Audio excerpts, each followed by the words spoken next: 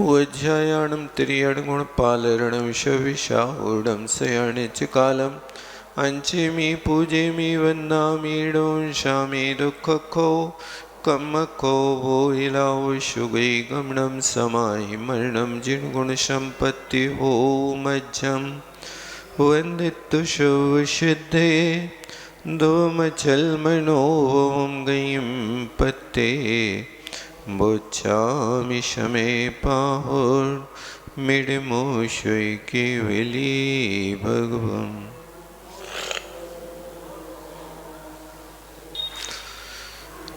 यहाँ पर बंदाधिकार पूर्ण हो गया। मुख्य विषय इसमें सम्यक दृष्टि और मिथ्या दृष्टि है।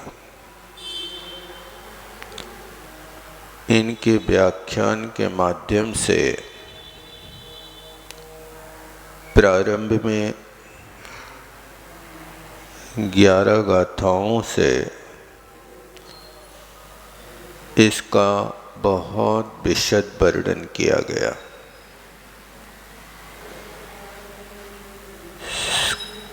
दृष्टांत भी आचार्य महाराज ने दिए कि कोई स्नेह लगा करके, तेल लगा करके रेणु बहुल स्थान में व्यायाम करता है, कदली पिंड आदि का छेदन करता है, तो उसको धूलीकण शरीर में चिपकते हैं। और जो स्नेह के बिना एक कार्य करता है, उसको धूली का संयोग नहीं होता। इस दृष्टांत से दाष्टान्त ये था कि जो राग द्वेष मोह रूपी स्नेह से युक्त होकर के प्रवृत्ति करता है, उसको कर्म का बंध होता है। और जो राग देश मोह से रहित होकर के क्रिया करता है, तो कर्म का बंध नहीं होता है। वास्तव में देखा जाए तो निश्चय से बंध का कारण राग की परिणति है।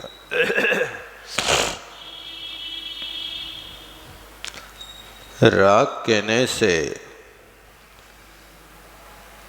द्वेष उसका सहचारी होता है,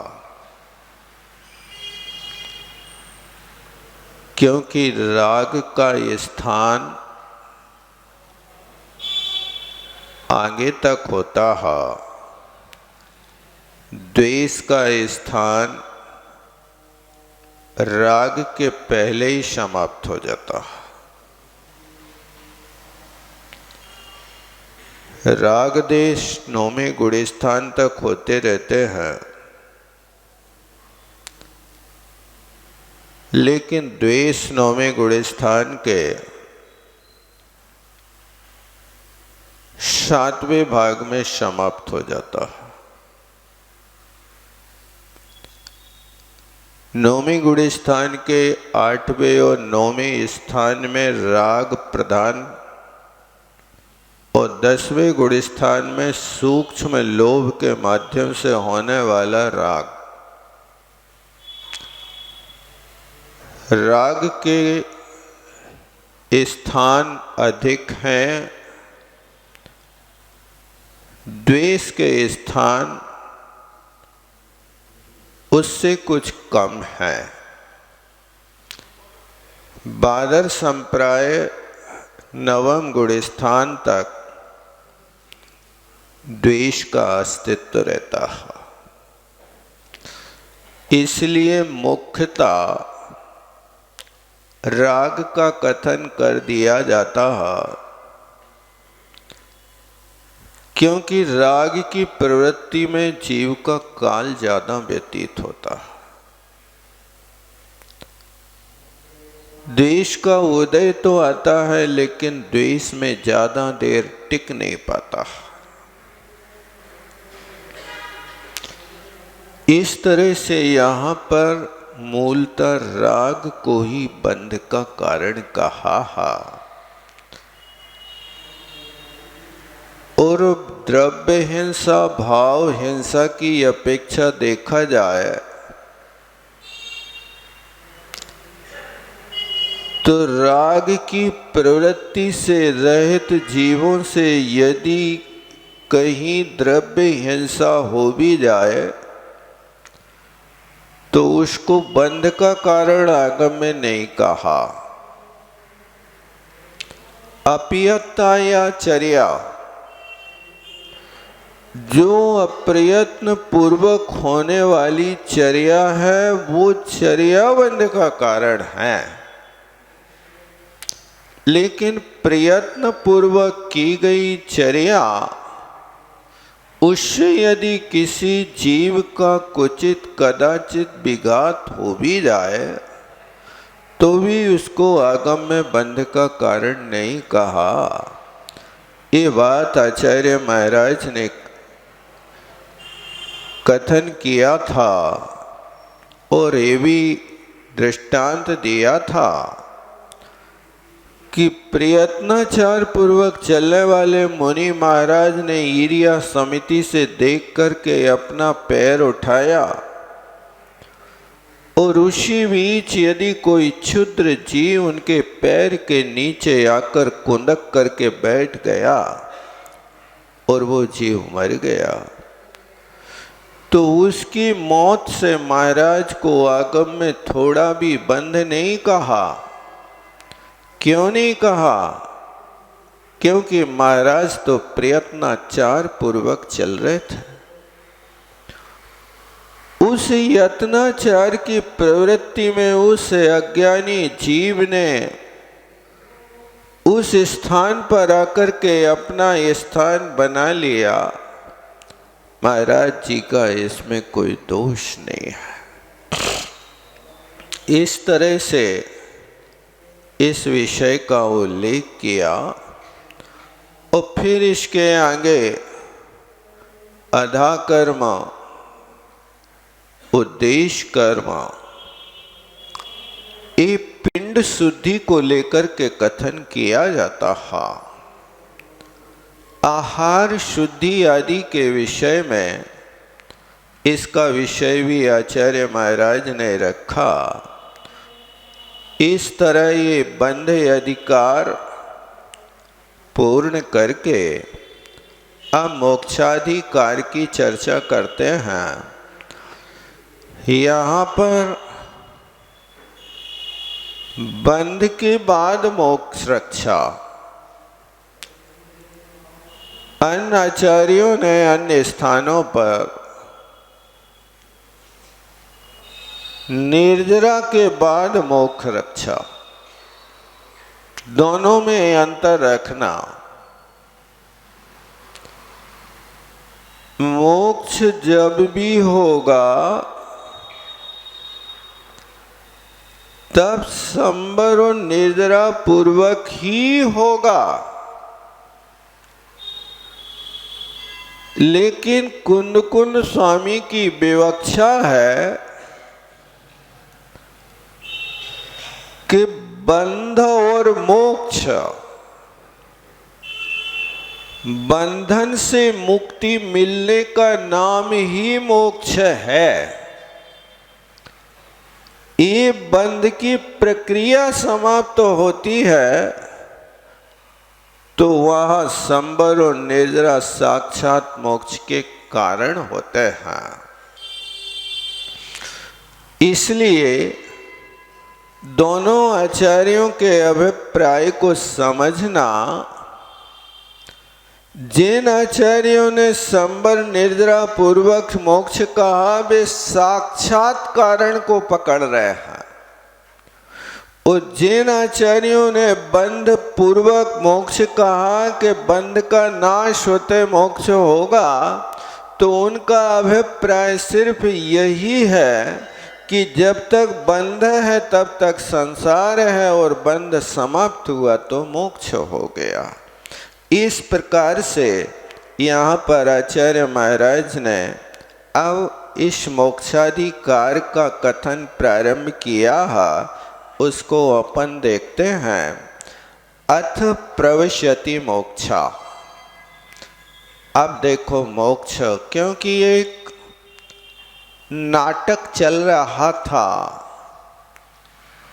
उस रंग मंच के ऊपर अभी बंध तत्व अपना करिश्मा दिखा रहा था, अपना खेल दिखा रहा था। अब जब बंध तत्व का अभिनय पूरा हो गया तो मंच को छोड़ करके बंध निष्क्रांत हो गया।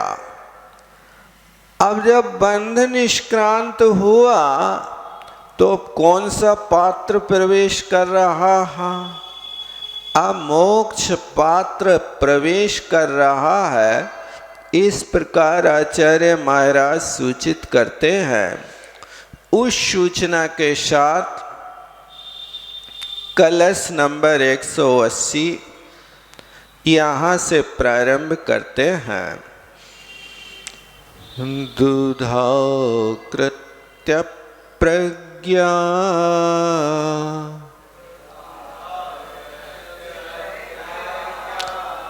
क्रकच दलनाद बंध पुरुषो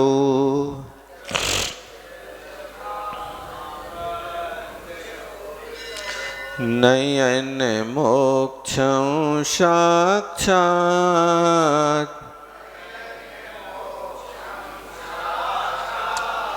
पुरुषमुपलम्भैकनियतम्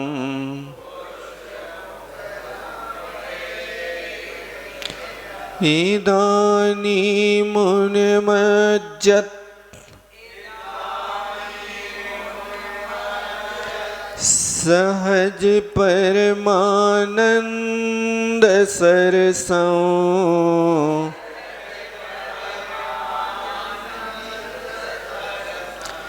परम पूर्ण ज्ञानम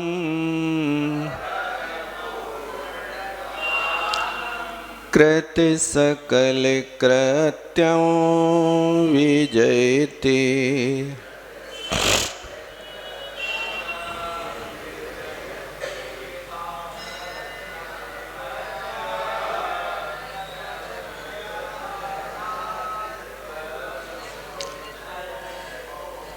ध्यान देना, इस श्लोक हरिणी छंद में लिखा गया। यहाँ पर पढ़ने के लिए आप जैसे महावाई वीराष्टक पढ़ते ना, यदि ये चैतन्य मुकुरयो, बस वो ही लय यहाँ लगाना। ध्यान से देखो, दुधा कृत्य प्रज्ञा, यहाँ पर आप अपना अल्प विराम लगाना। दुधा कृत्य प्रज्ञा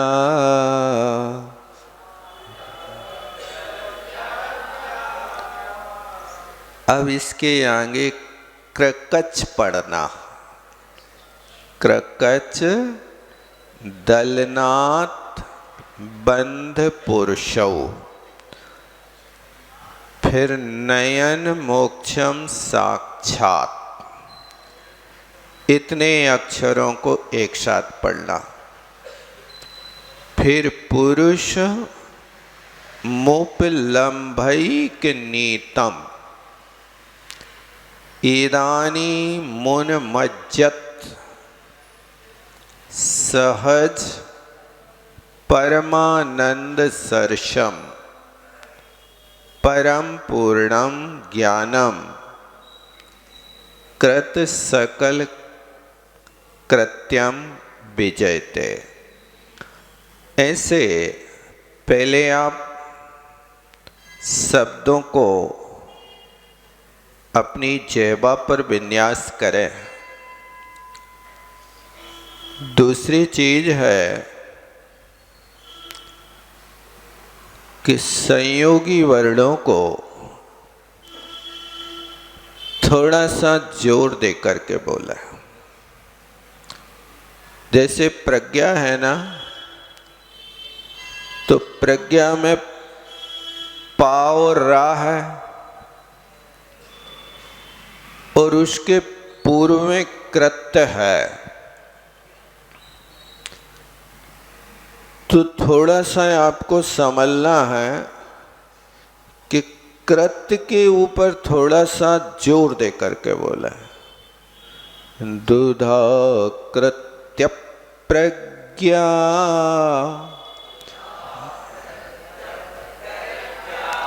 अब प्रज्ञा के आगे देखें आप, कृकच भी संयोगी है, लेकिन जो दीर्घ वर्ण होता है उस दीर्घ वर्ण के आगे संयोगी वर्ण हो तो उसको फिर संयोगी बोलने की जरूरत नहीं होती है, क्योंकि अपन यहाँ पर कृत्य को दीर्घ बनाएंगे प्रज्ञा का प्रा पड़े होने के कारण, तब आपका छंद सही बनेगा पढ़ते, अन्यथा नहीं बनेगा आपसे पढ़ते। ऐसे संयोगी शब्द को भी यदि नहीं बोलेंगे आप तो आपसे फिर वो छंद एक मात्रा कम हो जाएगी, और एक मात्रा कम होगी तो फिर जहाँ पर भी थोड़ी सी न्यूनाधिकता होती है तो वहाँ पर कुछ गड़बड़ी आ जाती है। खैर, अब अपन आगे चलते हैं। न छंद सीख रहे हैं न व्याकरण सीख रहे हैं, बात तो अध्यात्म की चल रही है, लेकिन इन सब चीजों की आवश्यकता भी जीवन में है। एक विद्वान ने अपनी लेखनी से लिखा है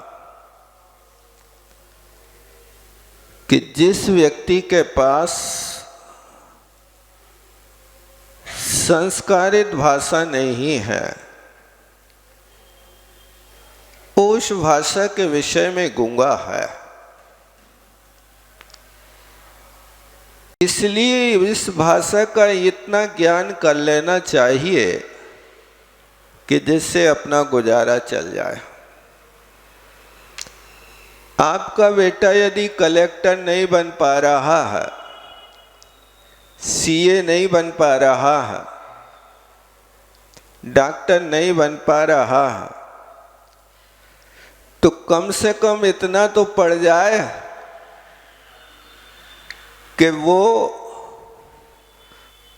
20 रुपया किलो की मिर्ची खरीद के लावे तो 50 ग्राम मिर्ची हमें कितने की मिली है और कितने की बेचना है,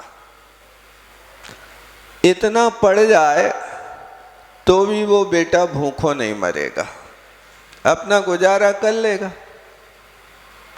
अब जब तुम्हें यही पता नहीं है कि हम 20 रुपया किलो में लाए हैं, अब वो 50 ग्राम तुम्हें कितने की पड़ी है और अब तुम कितने की बेच रहे हो।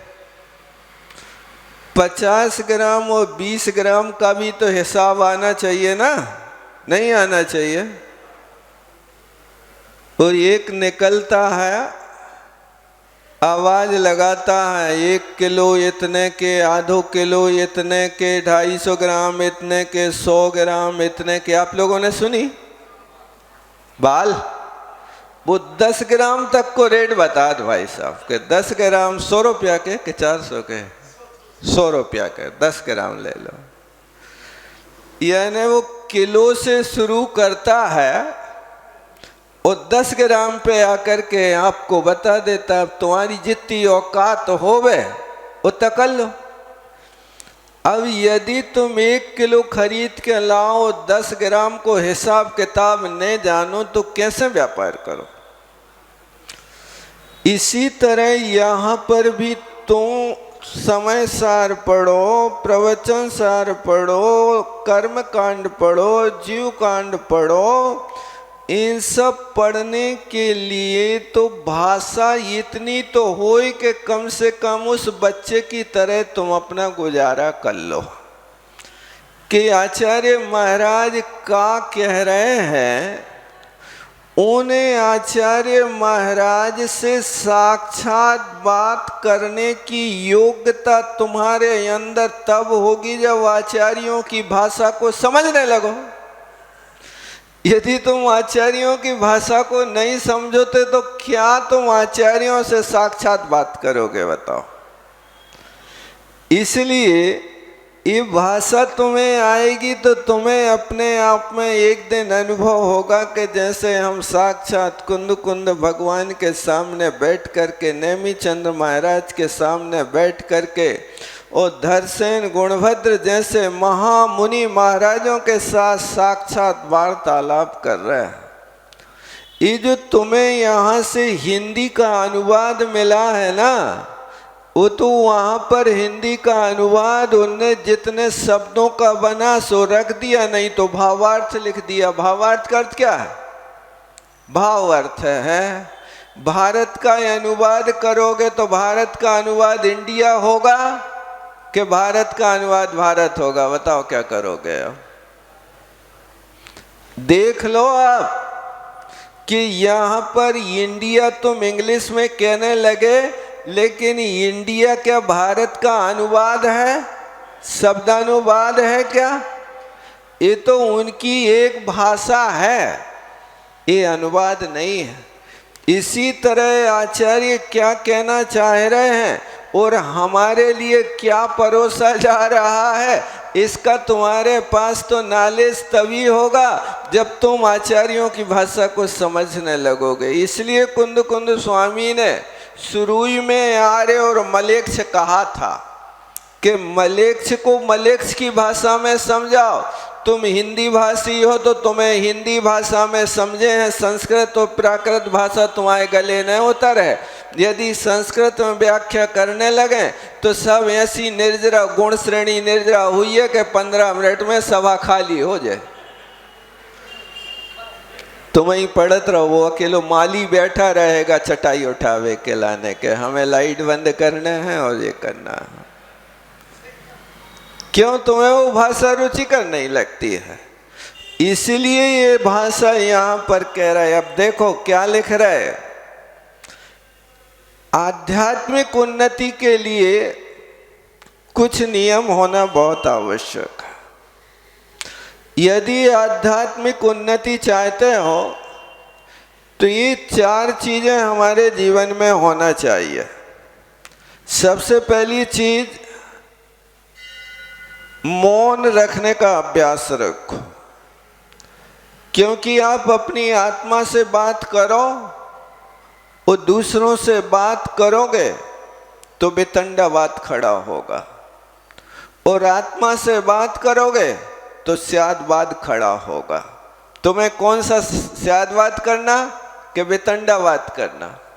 क्योंकि बातों से आगे बातें बढ़ती जाती हैं।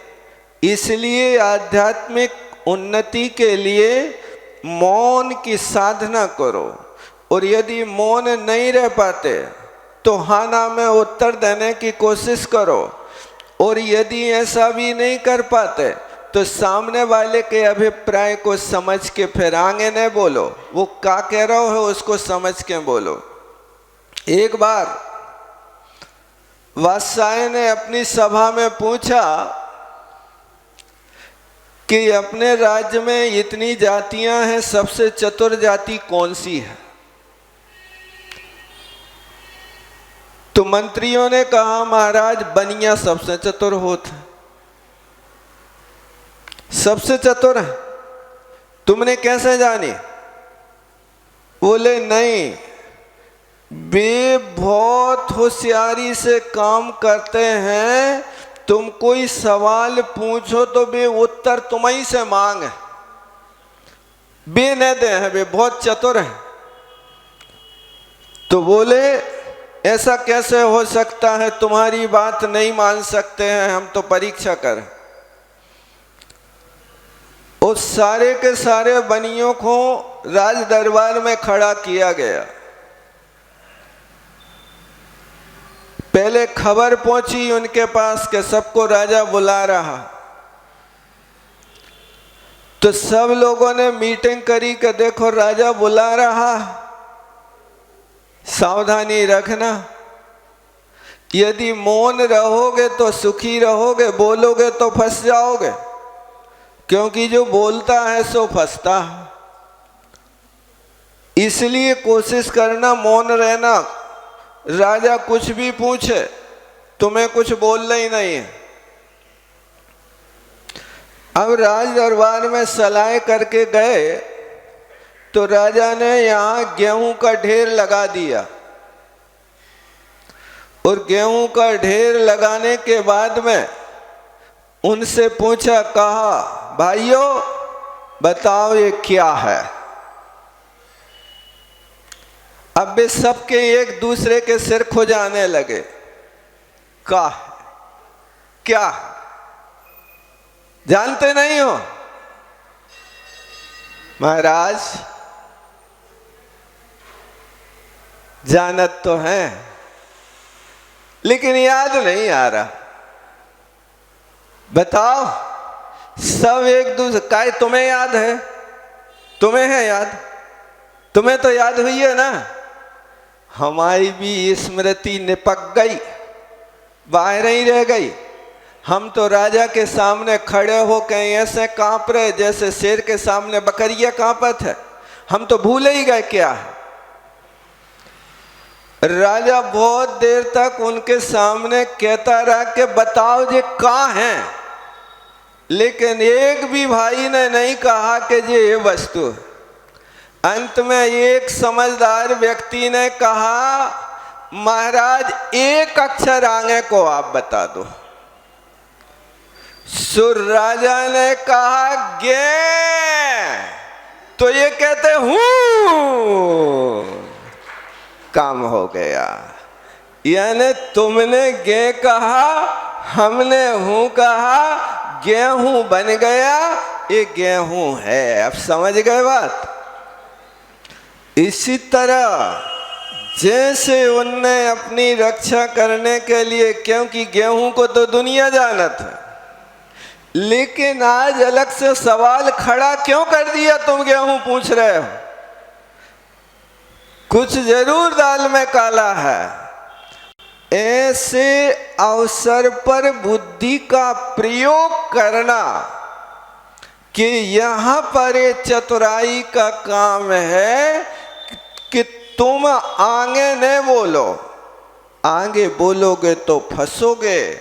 मैं जो बंधन में पड़ा, इसका दोषी कौन? वाणी का ही दोष है सबसे बेहतर मौन।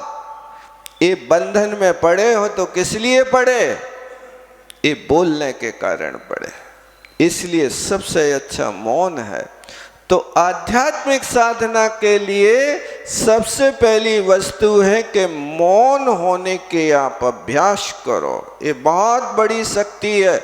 मौन रहने से आधा संसार समाप्त हो जाता। मौन रहने से 95% झगड़े खत्म हो जाते हैं। एक हाथ से ताली कितनी देर बजे बताओ? सामने वाले ने कुछ कहा और तुमने सुना ही नहीं, बोलना ही नहीं, उत्तर देना ही नहीं। ये संकल्प करो, वो अपने आप में थोड़ी देर में परेशान हो जाएगा। ऐसे व्यक्ति से सामना करना पड़ा कि जो ना सुनता है ना कुछ बोलता है, अपने आप वो व्यक्ति थक जाएगा। और दूसरी बात है कि मौन के साथ में एकांत में रहने की साधना करो। जितना हो सके कि जो साधक होता, अध्यात्म योगी होता है, वो भीड़ में भी एकांत में रह लेता है। हम तुम्हारे बीच में रह रहे हैं, लेकिन हम तो अपने एकांत में हैं। तुम जो कर रहे हो सो करते रहो, हमें तो अपना करना है। तुम्हारे कार्य में शामिल होना ही नहीं। तुम बैठा ले हो यहाँ, बैठा ले रहो। तुम चाहे गाली बको, चाहे लड़ाई करो, चाहे जो करो, हम तो नमोकार पढ़। ये एकांत की साधना करने वाले के लिए अध्यात्म की उन्नति होती है। और तीसरी बात है कि आत्मनिरीक्षण करो।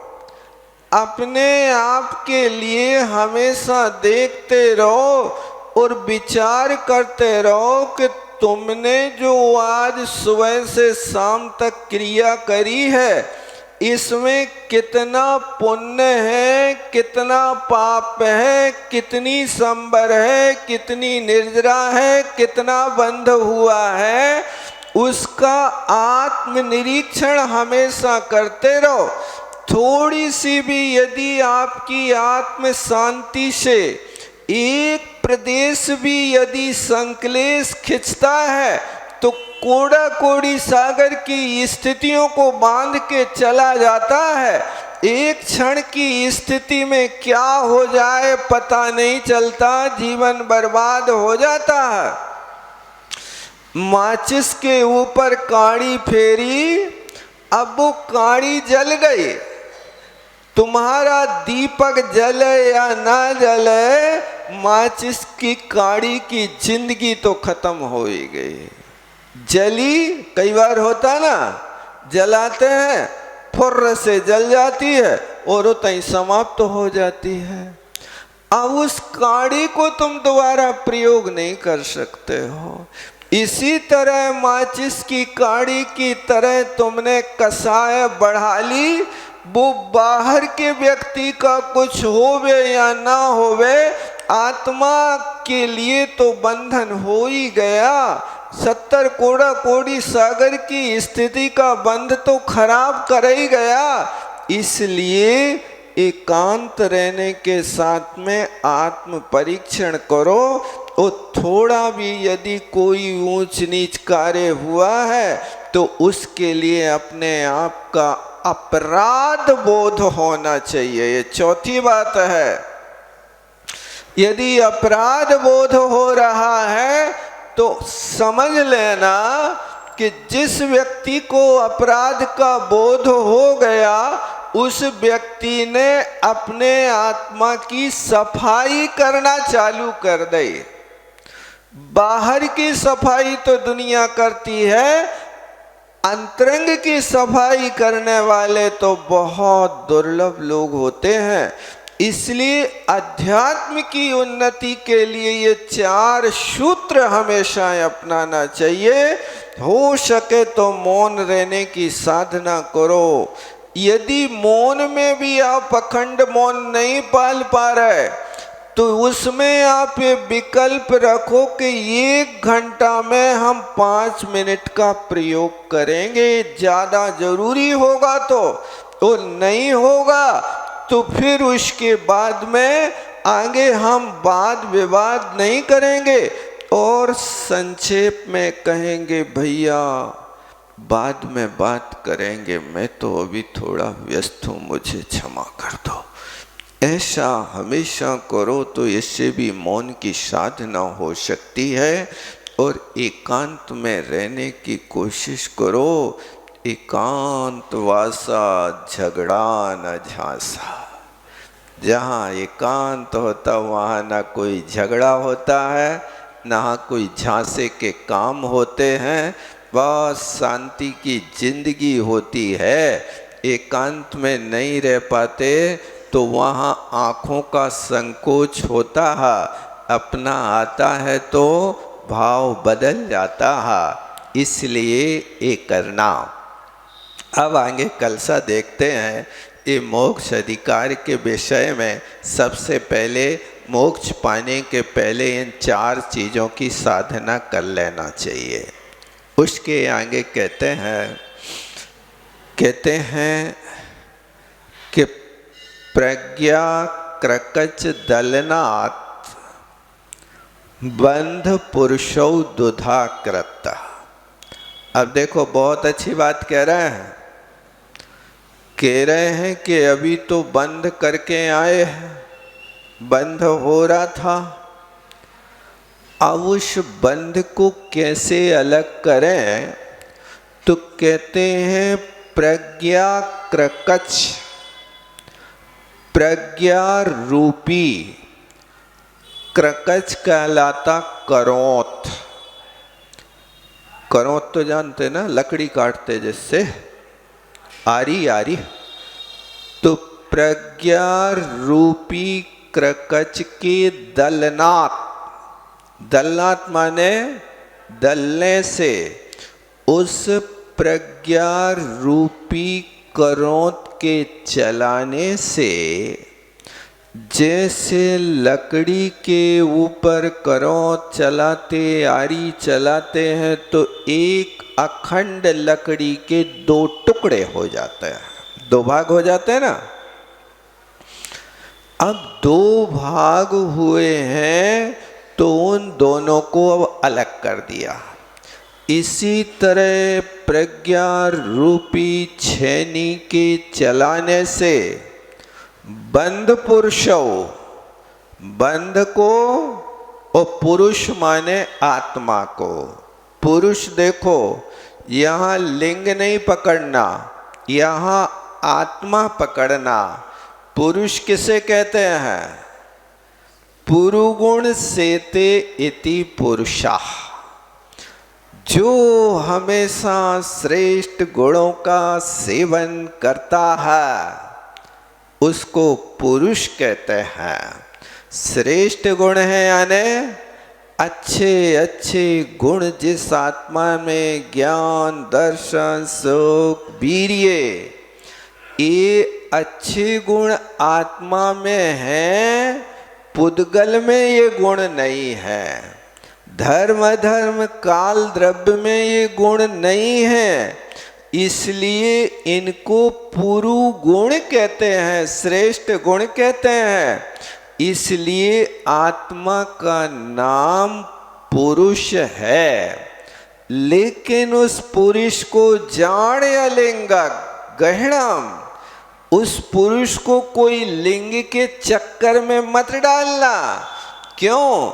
लिंग का चक्कर होगा तो वो बंध कथा होगी, और बंध कथा इस मोक्ष तत्व में विषमवादिनी होगी।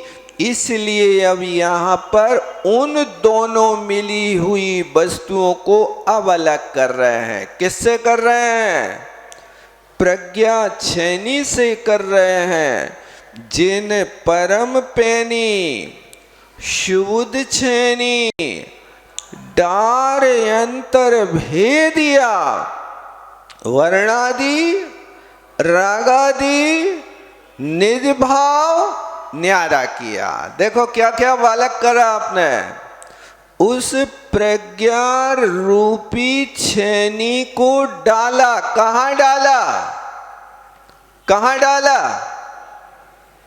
अंतर मतलब शरीर में नहीं डालना, हाथ पांव में नहीं डालना, उस संधि स्थान पर डालना कि जिस संधि स्थान में आत्मा, रागादि, वर्णादि सब एक में खो करके रह रहे हैं, उस मिली हुई अवस्था में प्रज्ञा बुद्धि डालना।